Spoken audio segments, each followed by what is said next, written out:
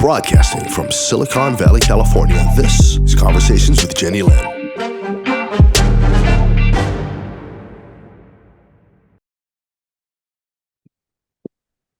You are watching Conversations with Jennylyn.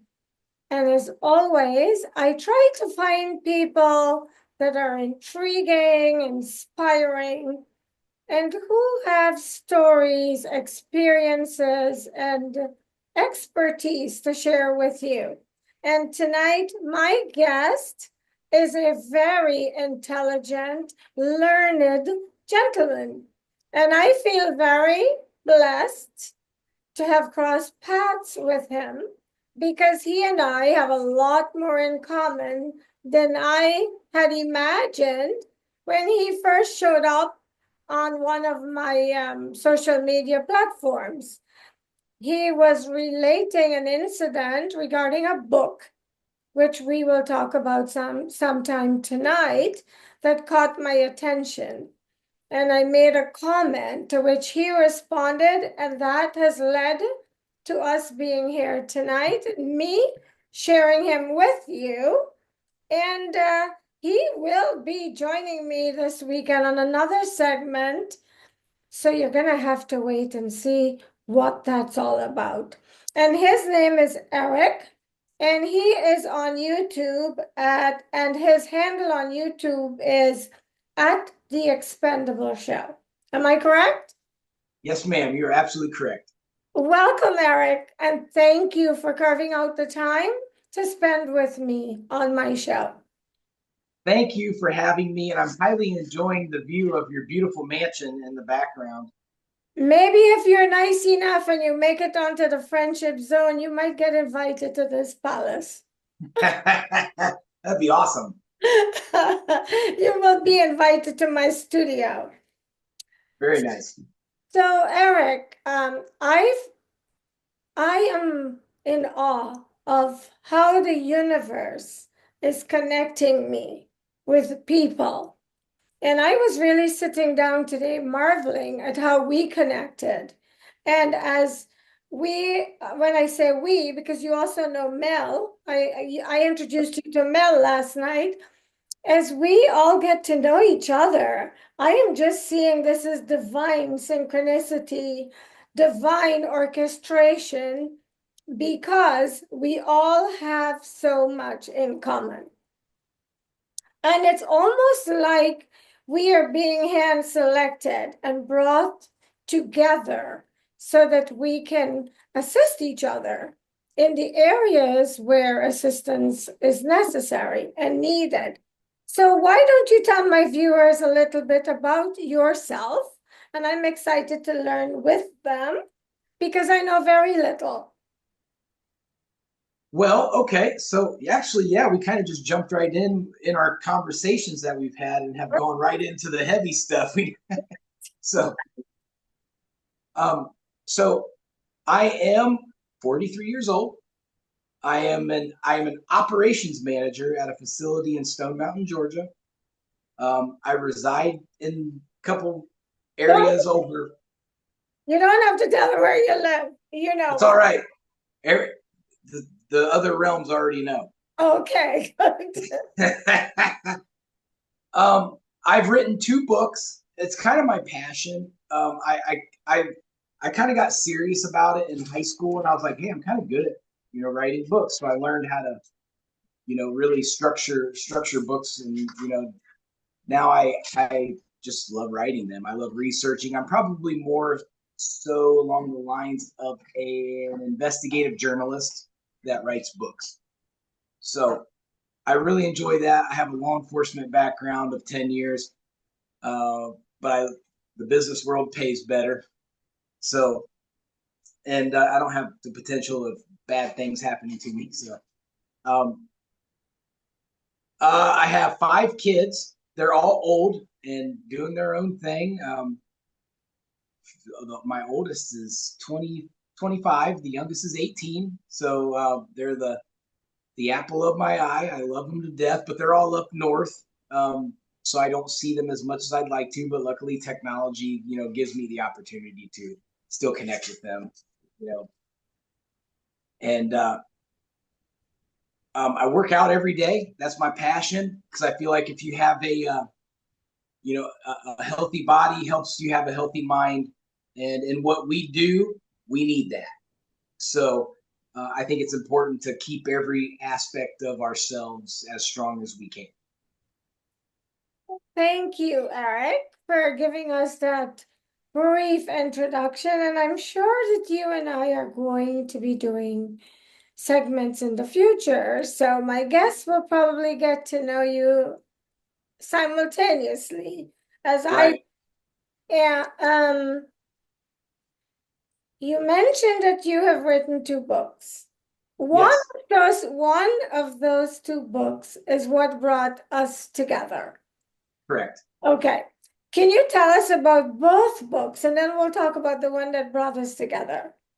Right. So my first book is called From the Mouth, and I released that in 2022. And basically, that was my kind of my experimental project. I kept seeing all these things happening in our government, and some of the things happening internationally. It was right when the Russia Ukraine situation had just kind of started gaining some steam, and then we had the standoff with China and Taiwan there for a while. So I just saw this chaotic situation happening, and with everything else happening here in the States as well. And I was just trying to go through like section by section of our government, and saying what would I do if it was me? What do I think would improve the education system, or our military strategy, or our international policies, our economy, just as an average Joe perspective? What would I want to see as an average Joe? That I interviewed a lot of people that just blue collar workers. What do you guys want to see? So I kind of drew that from their responses and said, this is what we want. It's from the mouth. You want to know? It's right there. And so I kind of had a little strategy for that, and I feel like I accomplished it, and I was happy with the book. What is the title? It wasn't clear when you said it. From the Mouth. From the mouth, as in this thing Yes. with the 2 lips and the tongue. Yes. Teeth. Okay. Got it.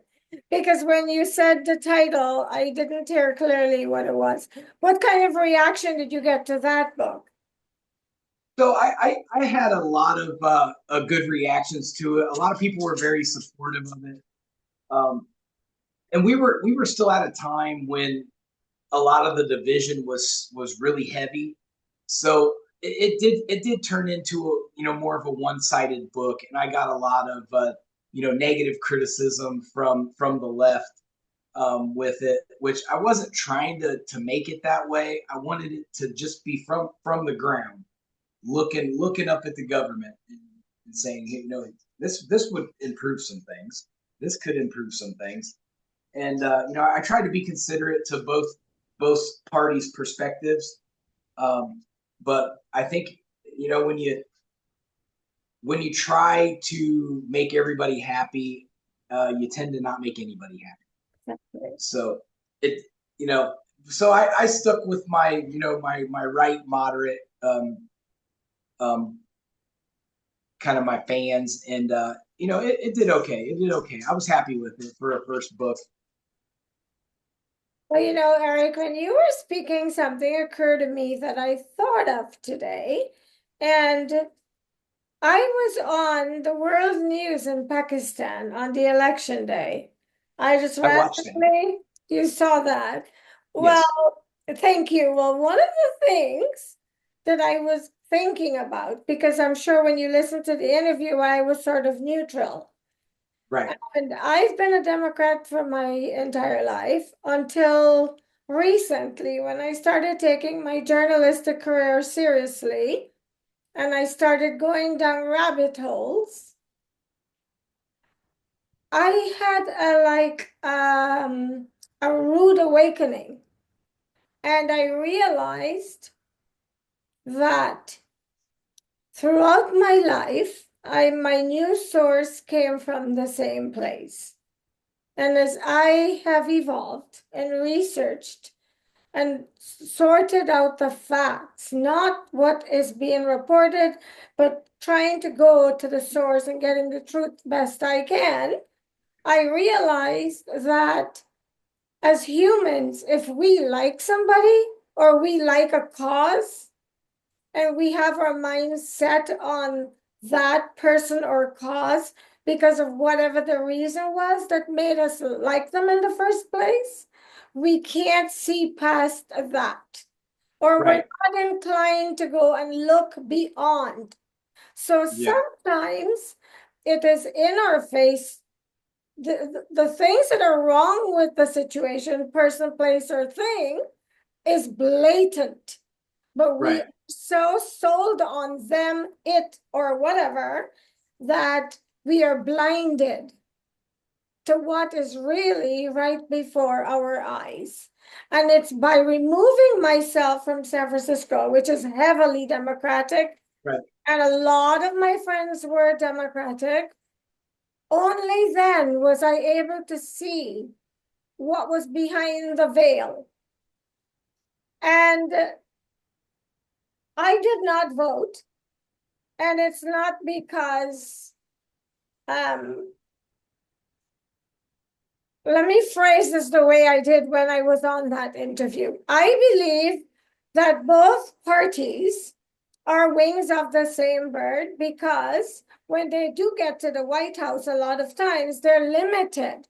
So even though they have good intentions, Yep. a lot of their policies are vetoed and or they're blocked for whatever reason because they don't just go in there and go, I'm the president, where's that magic wand? Now let's start doing everything we promised you. They may really truly intend to do it, but when have Right. we ever seen them deliver on all of it? If I had to make a choice, I wouldn't announce here who I would have voted for, because I will have people going after my jugular. It's Yeah. already Absolutely. happening when they realize I didn't vote. But what I would like to say really quick, because I know this is sort of piggybacking off of your book. Hmm. I would like to see some changes in the world that will be more beneficial to those people who are struggling. Right. Every time I go to the grocery store, I get this sadness because I think of people who have 3 and 4 children. Right. They make the minimum wage. So that's what bothers me the most. To me, I would be a happy woman if we lived in a world where we lived and we let live. And it Yeah, wasn't absolutely. only about us. And that's the only thing that I wish we could see. Well, there are many things I want to see changed, but I'm hoping with this new government, we will see more consideration given to those people because they really rallied hard for him. Right. Okay, that's my say on that whole thing. Now, your second book, because your second book is Right. what brought you and I together. Would you like to tell my viewers the name of your book and what happened after you put it out? So this book is called The Swiss Effect. Um, it's kind of a follow-up to my first book, but it goes more international. So we've all heard with the Biden administration, and as a conservative, I heard it a lot that somebody's puppeteering Joe Biden, somebody's puppeteering Joe Biden. So I sat down one day and I said, okay, so if somebody's puppeteering Joe Biden, who is it? Because I didn't want to just get told that that's what's happening, because that then I would fall victim, or I would fall, yeah, I'd fall victim to what the other side does. I'm not just going to take everybody's word for it. I wanted to look into it. So I did. And I started going down the infamous rabbit hole. I don't know where these things pop up at all the time, but I always fall down them. And, the rabbit holes get you. Yeah, that's where you get the news, right? Right, right. And so I started out, and I kept hearing this theory. And it was mainly from a video that I saw on TikTok where they said there was a theory going around there for a while that the that the devil, that Satan's throne was in Switzerland. And so I said, okay, is that true? And I found out that information that was out there, that it kind of spread like wildfire all over TikTok and YouTube. But that information actually was not accurate. It wasn't in Switzerland. It was in Pergamum in Turkey. And so that's where the rabbit hole started. And I said, okay, well, let's follow this thing around. So in World War II, prior to World War II, there was he was an archaeologist for Germany, and he was over in Turkey, and he saw this altar that was a sacred altar in Turkey. He saw it and drew it, and he took it back. Well, then it got put in archive, and later somebody found it and showed it to Adolf Hitler. And so Adolf Hitler saw this drawing. He said, "Where is this? I want it." And they said, "It's in Turkey." So he went over and got it and brought it back to Germany. So the Germans have it, which is where Antipas was slayed by Satan himself. According to the Bible. So Hitler had it. Now, if I'm still trying to figure out the timeline of that, but there was a point when in Hitler's mind where he hadn't reached that darkness yet, that evil darkness. And then he received this altar and things changed. He went down a drastic dark hole. So without being able to absolutely prove it, but my theory is Satan's throne changed him. And then we know what happened in history. Well, this altar is still there in Germany, but Turkey has now their president. I never pronounce his name right. Erdogan or Erdogan, but he wants it back. He wants the altar back because supposedly, according to their lore, that once they get the altar back, the Second Ottoman Empire starts. So there's all these biblical theories that revolve around this one altar, and so that got me going. Okay, well this evil came to Europe now. It went from Turkey, now it's in Europe. So then it's got me thinking. Okay, well during this whole, I started looking at World War II, and I said, okay, well, World War II happened. All these things happened. Why did nobody ever invade Switzerland? How can a tiny little country with barely enough people to defend themselves just wake up and go, hey, we're neutral? And that's it. Hitler was conquering everything. Why did he skip Switzerland? And nobody's ever really been able to tell me why. And so I looked into it more. And then it come to a conclusion that that I found a lot of satanic overtones, and they actually call the Alps, the locals, they call it the Satanic Alps. So there's that. They believe that the demons come out of the Alps and terrorize these little villages. And then we remember Mary Shelley's Frankenstein, right? That is set in the Swiss Alps, and Frankenstein comes out of the Alps and into the cities. So it fits that narrative there. When you look at what the townspeople say and what the book says, it fits historically. So that's confirmation for me. And then there's one specific town where they have this ceremony in Switzerland, and so they people dress up like these monsters, these demons that come out of the Alps, and they come down in the village. Well, supposedly originally the ceremony was to scare them from coming out of the mountains. They're supposed to send them back. Well, it's flipped over the years. Well, now they let the single men dress up in these like very, very intricate like wooden masks, and they're very, very intricate. And they run around and they go after the younger girls.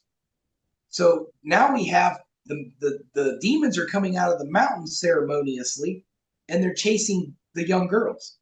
So we've seen the tradition flip. So now we're inviting, Switzerland is inviting this to happen. And then you look at places like CERN, where they have their particle accelerator.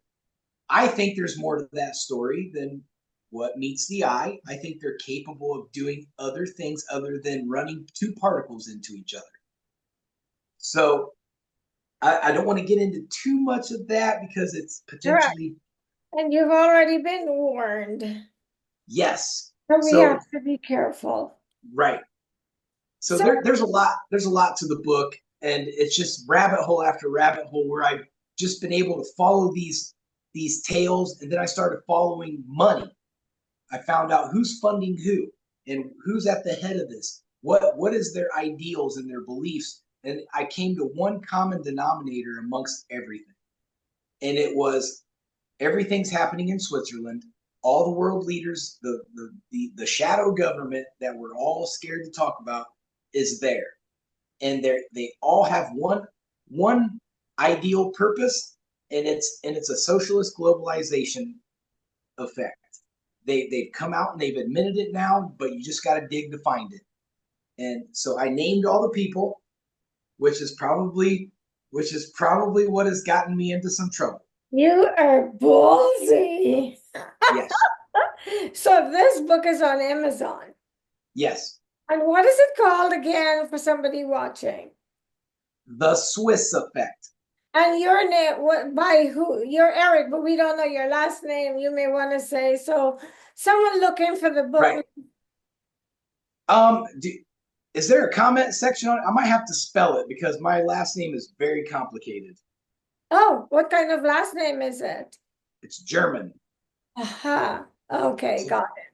There's a lot of letters in there that don't need to be in there. So if Erik has perked your interest and you are interested in reading The Swiss Effect, go to Amazon, look for that book with a very complicated last name, first name Erik, and you're in business. Right. I'm the only one that has a Swiss effect, so okay, it'll come right up. That's the only Swiss effect on the market. Yes. Maybe that's why it was so easy to track you down. So before we move on from the book, I would like you to tell people what happened after your book hit the market. So I released the book this year on Halloween, literally on Halloween, October 31st. So it started to circulate here in the States, and the sales was starting to happen. And, so Amazon had it, Barnes & Noble picked it up. And then I got notification that it was starting to circulate overseas. India, it was being sold in India, China, Germany, I think Belgium. But then, so as it's circulating overseas, yeah, and people are finding it, I got my stepmom actually got the phone call because my cell phone is not attached to my name, so they couldn't find it. So they called my family. They called my stepmom. She got, or my dad ended up getting a hold of me and said, "Hey, somebody from England is looking for you." And I said, "What? I don't do anything in England." And he said, "Oh, it's probably about your book." I said, "Okay, it probably is. Yeah, I forgot. I do have a book out." And so it was driving me crazy all day. Finally, he gave me the phone number and I called it. And it was a woman, and she had identified herself as an investigator for the Department of Misinformation. And she informed me that my book had offended the crown, and that if I were to touch down in the United Kingdom or any of its territories, I would be detained. Now, did you ask her how? I was shocked that this is what. So I didn't really have these these questions ready. And so what I did was, instead of ask helpful questions that would have given me some answers, I basically said like maybe a semi quasi vile thing about England and then hung up. So that's how that conversation went. One of the struggles I have in this world today, in today's world, is us journalists. We are journalists because we are supposed to go out there and find truth and fact. Right. And bring it to the awareness of people, okay? Right. There is so much misinformation in the world. A lot of it comes out of mainstream, and no one says or does anything. Yeah. So what I have learned from all of these institutions is when someone is getting their material pulled down or getting their hand slapped, that's who I want to go listen to, because somewhere in there lies the truth, which is why this person is getting the reaction they're getting. Right. And what is sad about this is I am not accusing anybody of anything, but it just feels like we are being forced into a bubble of misinformation. And that somehow, somewhere out there, I don't know who, or I'm not naming anyone, is trying to control us into ignorance. Right. And based on what I have researched myself as a journalist, I am learning that I'm grateful that I have been alive at a time where the veil is thinning and so many people are waking up to the amount of ignorance and misinformation that I have evolved all these during this lifetime believing. And it makes me sad because as I learn the truth, there's an element of depression and anger that comes with that, because it definitely feels like it's contrived, like it's deliberate. And I listen to people like Candace Owens, and she puts it out there as it is. But good. I could do the same, and I'm tempted. I have to stop myself because I am not Candace Owens, and she has protection, and I don't. And so I'm limited in what I have researched and what I can share, because I have a mission here still that's not complete. So I have to make sure that I walk the fine line and monitor what I know and what I put out there.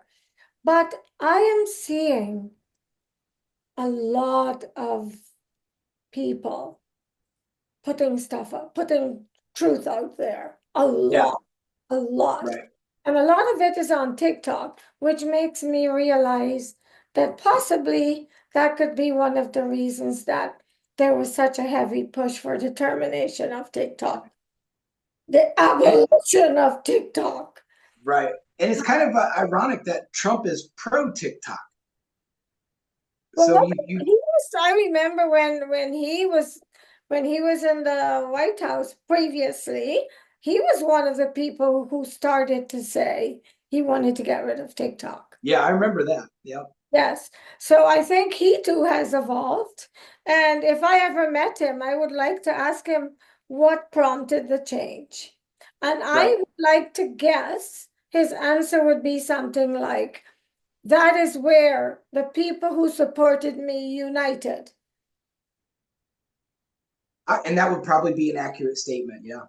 Because in some ways, it allowed people who believed in the same causes to unite and work together for their various causes. And unfortunately, they are also censoring heavily now, which is sad, because we all fought to save them. And it's shortly after that. And they turned on us. So, Erik, Does anything scare you? I mean, you're So a journalist like myself, and I've noticed that you do a lot of shows where you put your views out there. And you've already had one warning. I've actually had several things happen. I had somebody shoot through my window of my house. I came home and there was a bullet hole in my window and there was a slug in the floor. So I saw that. It's I went through a period. Not Kidding me? Did this happen recently? it was probably 3 months ago, 2 months ago. And this is before the book came out. It was right before it released. But certain people that I will not name knew ahead of time that it was coming out because I had investigated a journalist in St. Louis, Missouri, and that wrote an article about Elizabeth Warren that I talk about in the book. And that person was already being watched by somebody. So once I got done being communicated, after I got done interviewing her, and she couldn't even remember writing the article that I was quoting, ironically, she did give me enough hints without giving me hints. So yeah, so that was a big eye opener for me because once I got done talking to her, I had received a phone call about 2 hours after I finished talking to her, and it was a very short phone call. I answered it because it came up private. I don't have a lot of private phone numbers that call me, so I answered it, and it said it'd be in your best interest to stop your research, and then they hung up. I've had people drive past my house, take pictures of my house, and then email them to me or send them to me from anonymous, or dead accounts that don't exist anymore. So I've had my warning shots, plenty of them. But to answer your question, Jennylyn, when I knew what I was doing when I wrote the book, I knew that as this kept going, that this was going to hit on some things that people are not going to, that the powers that be are not going to like. And so I had to kind of prepare myself that I don't want to be the next Anne Heche, but that could happen. Not to say that too loud. But you have to prepare yourself. Even as an investigative journalist like yourself, I'm sure there's situations in your past where you've had to say, I have to really pay attention to my surroundings right now. Yeah. And And I've already gotten a ticket. yeah. So here's what I'm thinking. At the rate people are waking up, if we're going to be getting wiped out for putting the truth out there, pretty soon they're going to be wiping out half the nation.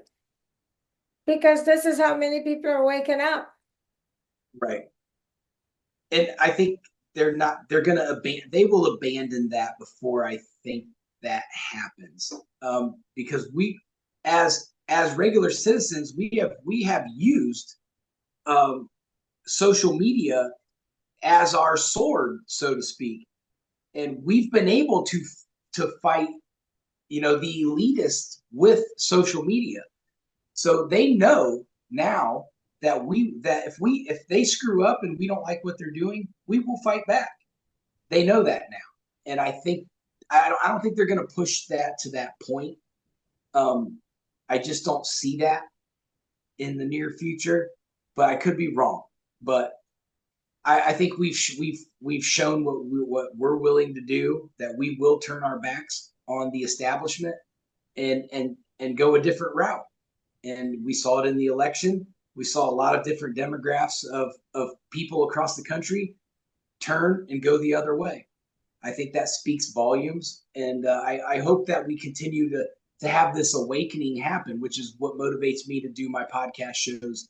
I want to keep bringing people to that light and saying, look, it doesn't have to be this way.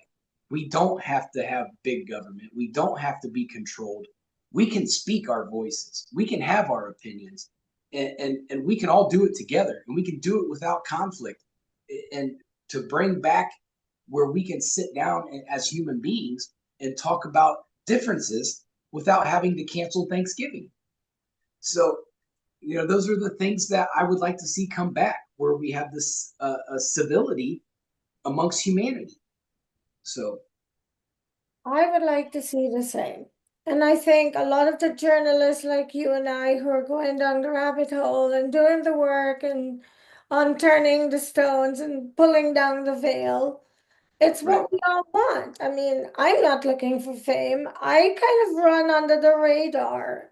In fact, when I got invited to go and represent our country, election day in a foreign country, I'm like, okay, that guy who invited me is one of their news reporters who I had interviewed. And I think that's just how they found me. And then I was on India in the night on their live TV. And I think that what happened is just my name started to pop up because of that one interview. But the last thing on my mind is fame. I've never right, promoted my stuff. I do a video, I throw it on my social media platforms, and I feel that whomever is meant to see it will see it. Because my yep, ego does not get involved in all this kind of crap. And so I'm comfortable in my skin. So I right, just do my thing, you know? But right, but one of the things that I'm realizing is I may need to tweak that attitude a little bit simply because I've been having certain experiences which you know about, yes, and ma'am, I am believing now that my soul came here for this. And so I have a responsibility to bring awareness to those who are asleep that in parallel with our physical universe is a spiritual universe that affects us in this physical universe. And the majority of people, when you tell them this, they're like, right, yep, and so when I am sharing, and to tell you the truth, for many years, I hid this. I right, was suffering. And I would look at everyone around me who was having a normal, wonderful life and feel so sorry for myself that I was dealing with this until I was woken up at 3 in the morning and told, you got to go tell the world what you've been going through. yeah, And that's what prompted this. And you know yep, about it, and you are very awake.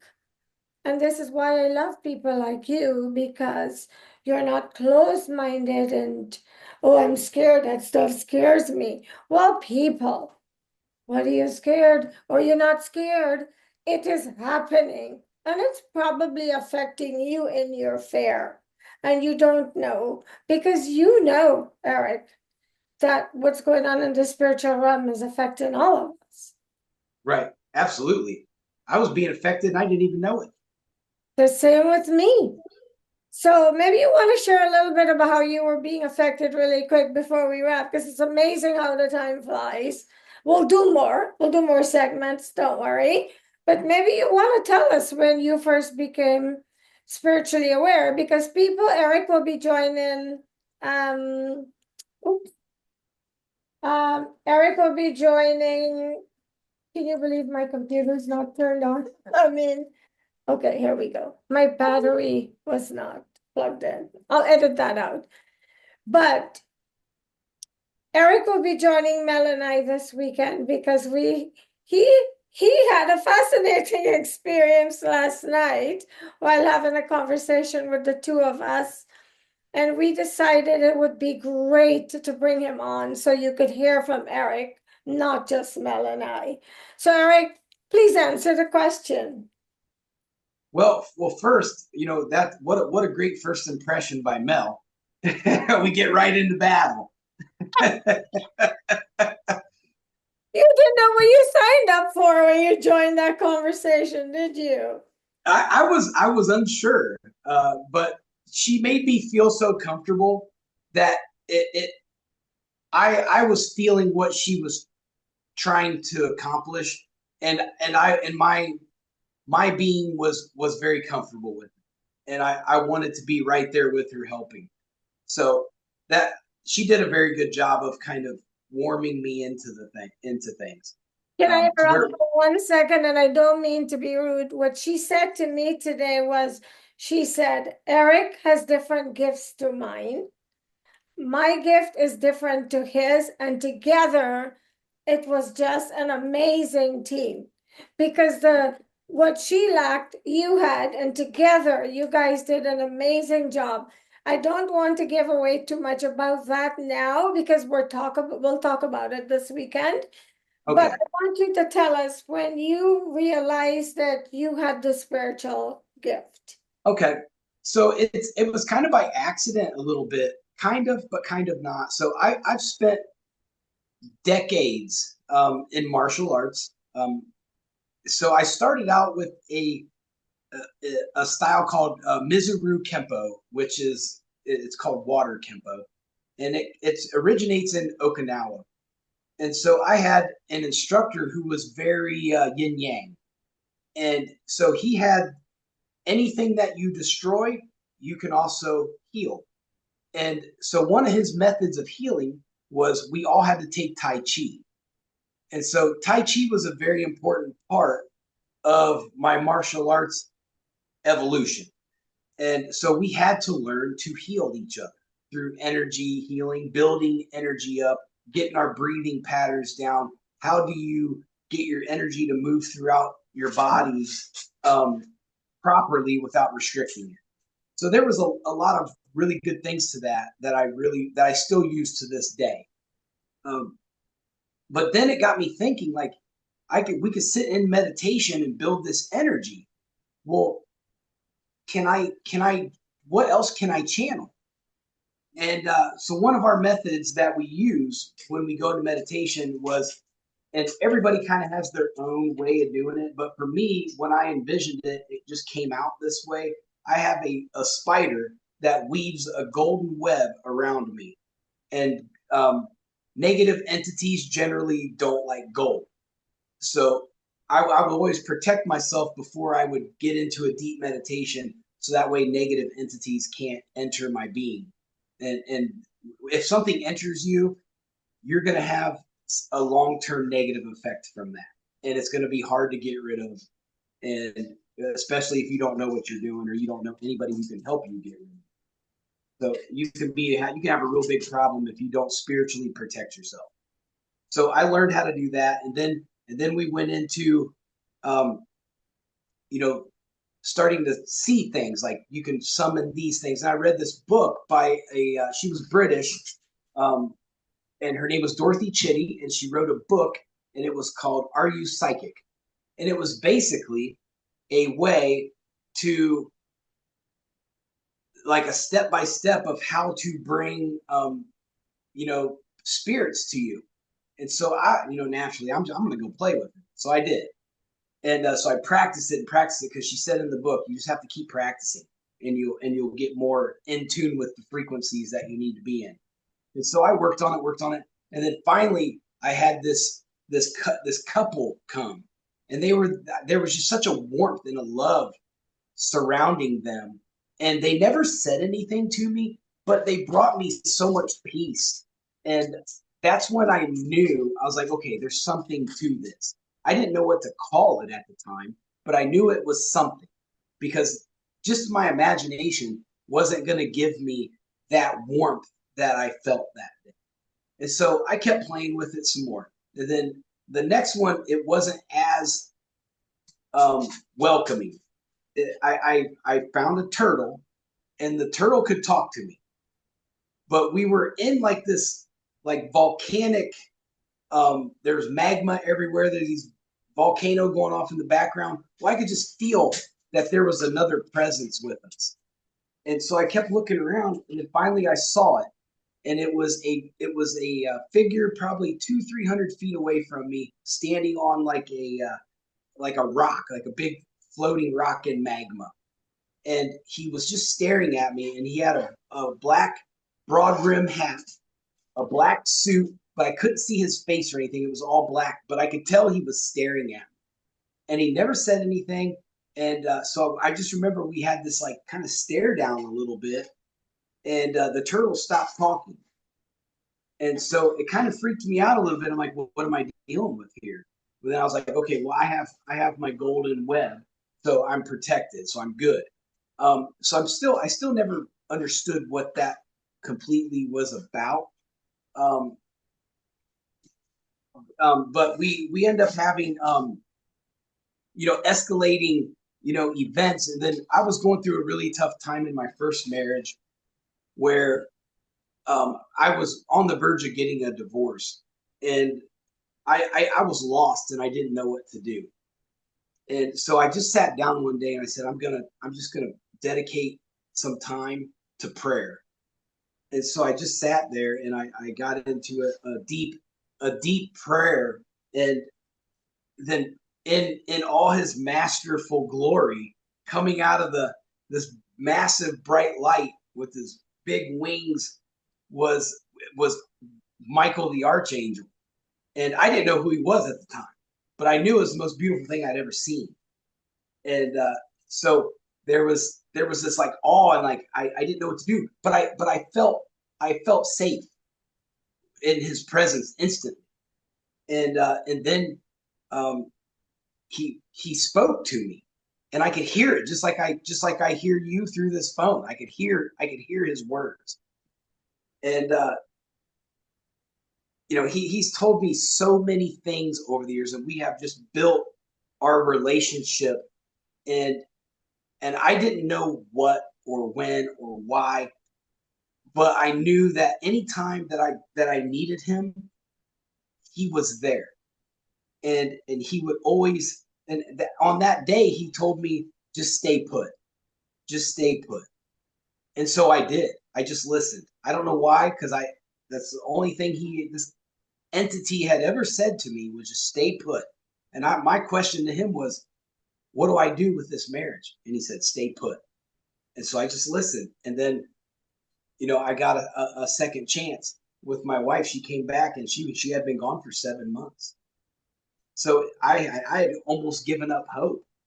And but Michael told me to stay put. So after that, I knew, like, I have to trust this. This is divine. And it was difficult, and it's hard because, just like you said, Jennylyn, you can't just come out and talk to people about your experiences, because people want to go take you and they want to lock you into a padded room and feed you full of meds. Well, guess what? I've been telling them now, I've been putting it all out there because God instructed me, or the divine. And so I have been. And you know what? I could give a rat's, what people think, because I am living it. And if you can't understand my life, it's not your place to. But those people who it's meant to help, hopefully they're being helped from what I'm sharing. Well, can you believe it? We've already been out of time. And I try to keep these between 40-45 minutes. Right. But you will be coming back because yes, ma'am. You have so much inspiration to share. And my hope is to bring inspiration and education to the world. And hopefully we can do that and live. Absolutely. There's a lot of work to do. We're gonna have to really monitor how we share, but we will. And right. So before we go, I always ask my guests, if there's anything you want to leave with the world or whomever's watching this that I have not asked you, I'm going to give you the chance to do that now, and then I'll wrap. I always want to leave, everything that I try to do, I want to leave with a sign of peace, that when we're in these troubled times, the powers that be, whether you believe them or not, in my world, they're there, and I trust them. But the ones that I directly communicate with, they believe in peace. They believe that we need to spiritually progress, and that we need to continue to learn and be kind to each other. So I want to send that back out, that positivity. Let's put it back out and bring more peace and kindness to each other. Thank you, Erik. And thank you for watching Conversations with Jennylyn. I can't change the world by myself. But if you ever take a stone and throw it in a pond, it doesn't just go down, it ripples. And my hope is the people I share with you and the content I share with you will ripple and change. If it's just one life, it is worth our time. And I will be back soon with Erik, with Mel, and with many other fascinating people. And thank you for continuing to watch Conversations with Jennylyn. See you soon.